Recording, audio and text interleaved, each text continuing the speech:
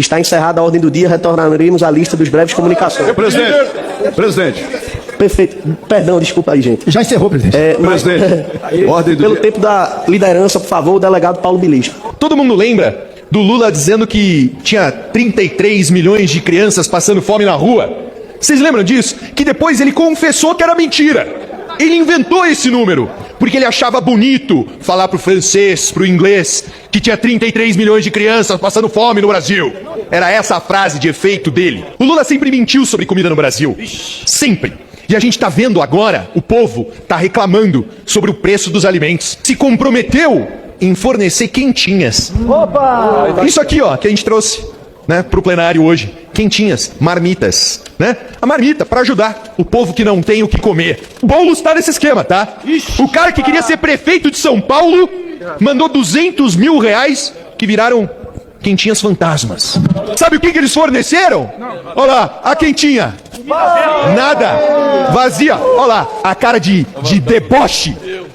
Quentinha, vazia. Quentinha, vazia. Quentinha, vazia! Quentinha, vazia! Quentinha, vazia! Quentinha, vazia! Vazia! Quentinha, vazia! Quentinha, vazia! Quentinha, vazia! Quentinha, vazia! Por favor, vamos acalmar os ânimos, chamar de acordo com a ordem pelo tempo de liderança o deputado Gilson Daniel. Pela liderança. Gilson Daniel do Podemos.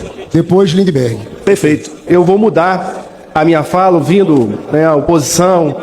Não existe brincadeira com a fome. Aqui, parlamentares, deveríamos agora estar unidos, reunidos e discutindo projetos importantes para a redução de impostos na alimentação, para que a gente pudesse fazer com que cada brasileiro tivesse alimentação na sua moradia, na sua casa, para os seus filhos. Em 2023, 14,7 milhões de brasileiros deixaram de enfrentar a insegurança alimentar severa, representando uma redução de 85% em relação ao ano anterior. No entanto, o país ainda enfrenta um desafio. Eu vim para o parlamento para defender os mais pobres, as pessoas que mais precisam, e não vim para cá para fazer chacota com a população que mais precisa e mais pobre.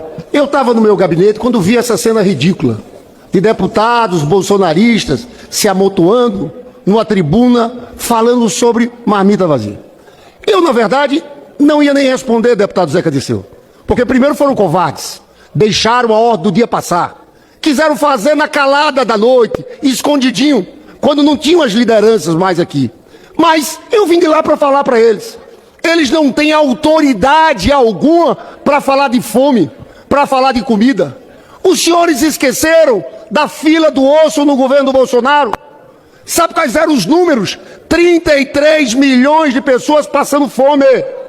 Ah, exagero. Isso é o dado da ONU. Sabe o que significa?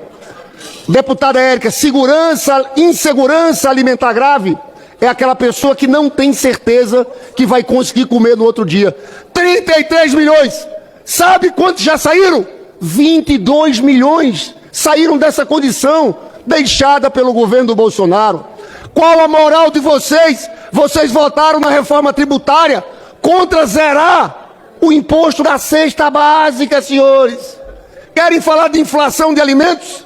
Sabe qual foi o número da inflação de alimentos em 4 anos do governo do Bolsonaro? 57%. 2 primeiros anos, 27%. Os 2 últimos, 21%. Quer saber, Tadeu Venere, como foi a inflação de alimentos nos 2 primeiros anos do governo Lula? 7,8%. Último ano do Bolsonaro, a inflação foi de 13,2%. Caiu, sabe para quanto? Para menos 0,52%. Esse ano teve uma inflação de 8%, menor do que a do Bolsonaro. Teve. Por quais motivos? A tragédia no Rio Grande do Sul. O Rio Grande do Sul, deputado Ivan, é um grande produtor de alimentos no país, o maior produtor de arroz. Teve por causa da seca, teve por causa do dólar. Só que nós temos um presidente que está trabalhando. Sabe o que o Lula fez? Chamou os bancos públicos, discutiu no plano safra. Vamos dar financiamento para quem planta arroz e feijão com taxa menor de 1%, Ivan Valente. A produção de arroz vai aumentar 15 pontos, 15% esse ano. A produção de feijão, 5%. E aí vem a boa notícia. A inflação, agora de janeiro, foi de 0,16%. A menor inflação desde 1994. Isso eles não falam, porque eles só sabem gritar, não têm argumentos. Agora, eu acho que os senhores estão com essa marmita para levar para o Bolsonaro na prisão. Só pode ser isso. Porque falar de corrupção, esses senhores, qual é a autoridade de vocês de vir lavar a boca com sabão? Sabe que o Bolsonaro vai ser preso pela tentativa de golpe de Estado, mas vai ser preso por corrupção. Os senhores esqueceram o roubo das joias. Aquilo é escandaloso. O depoimento do tenente-coronel Mauro Cid, está lá o pai do Mauro Cid, general Lorena, dizendo o seguinte, que entregou o dinheiro em mãos para o Bolsonaro. Os senhores querem mais? Eu vi aqui, e eu já passo o recado para os senhores, falando de um pacote anti-Janja. Nós não temos preocupação nenhuma com a Janja. Mas sabe qual é o requerimento que eu vou apresentar? De informação de um relatório da Polícia Federal. Tudo gravado, as mensagens. Teve uma hora, as contas de Michele Bolsonaro eram pagas com dinheiro da rachadinha e dinheiro de corrupção. Tem até o nome de uma empresa que tinha contrato da Codevasp, Cedro do Líbano. E o dinheiro chegava lá na conta dos assessores do tenente-coronel Mauro Cid, que pagava as despesas pessoais da Michele Bolsonaro. Venham com esse pacote anti-Janja que a gente sabe o que é que a gente sabe o que é que tem. É mais grave. A situação, deputado Ivan, era tão grave que teve uma hora, e está tudo gravado no relatório da PF, que o tenente-coronel Mauro Cid liga para a assessora de Michele Bolsonaro, dizendo o seguinte, olha, vai dar errado. Isso aqui é igual a rachadinha do Flávio Bolsonaro com Queiroz. Aí a assessora da Michele diz o seguinte, não, eu falei com a dona Michele, ela tem os comprovantes de tudo que ela paga. Aí o tenente-coronel Mauro Cid diz, não é o que ela paga, é o dinheiro que entra para pagar, não é da conta de Bolsonaro. É escandaloso assim. Aí esses senhores vêm gritar com a marmita na mão, com a autoridade, podem se preparar. Encham essa marmita, porque nós somos humanistas. Levem bastante comida para Jair Bolsonaro, porque antes do carnaval, a Procuradoria-Geral da República vai denunciar essa turma. Rubem Júnior, você esteve na comissão daquele 8 de janeiro. Eles dizem que era uma turma, são senhoras que estavam naquele negócio e foram presas. O ministro Barroso, ele deu uma entrevista dizendo o seguinte, que ofereceram acordo de não persecução penal, ou seja, as pessoas seriam soltas desde que fizessem duas coisas. 2 anos sem rede social e um curso sobre democracia.